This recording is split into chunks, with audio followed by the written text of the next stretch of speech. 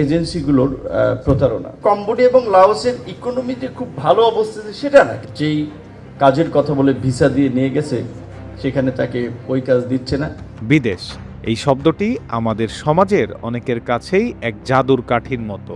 উন্নত জীবনের আশায় একটু সচ্ছলতার খোঁজে দেশ ছাড়তে মরিয়া লাখো তরুণ। কিন্তু এই বিদেশের নেশা কি আমাদের সর্বশান্ত করে দিচ্ছে?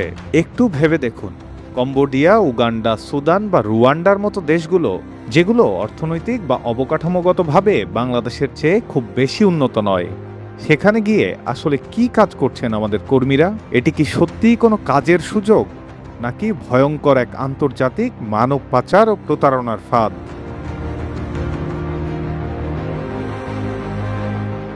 প্রথমেই আসা যাক কম্বোডিয়ার কথায়।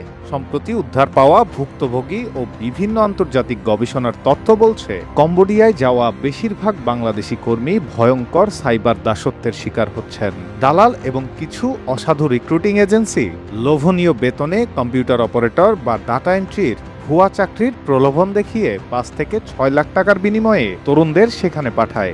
এজেন্সিগুলোর প্রতারণা, বিশেষ করে ইদানিং বোধহয় যেটা কয়েকটা অভিযোগ পেলাম, একটা বড় সংখ্যক প্রায় 700 একটা গ্রুপ তাদেরকে নিয়ে যাবে, তাদের প্রত্যেকের কাছ থেকে 6-7 লাখ টাকা করে নিয়ে গেছে নাকি।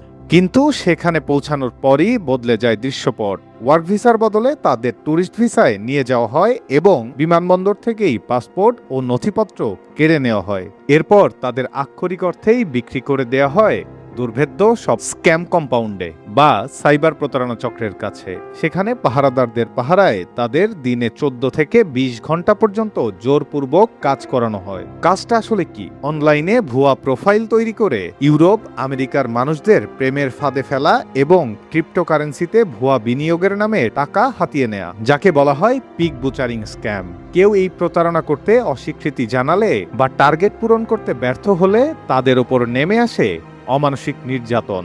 দেওয়া হয় ইলেকট্রিক শক, করা হয় মারধর এবং আটকে রাখা হয় খাবার ছাড়া।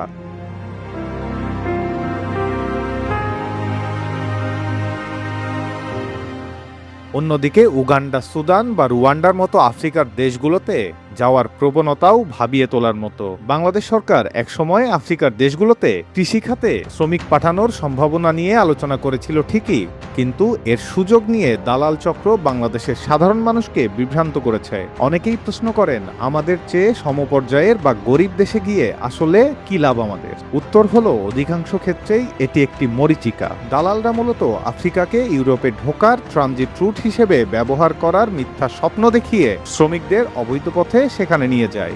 এরপর সেখানে তাদের কোনো বৈধ কাজ না দিয়ে মাসের পর মাস আটকে রাখে। অনেকেই সেখানে গিয়ে নিঃস্ব হয়ে মানবেতর জীবনযাপন শেষে দেশে ফিরতে বাধ্য হন।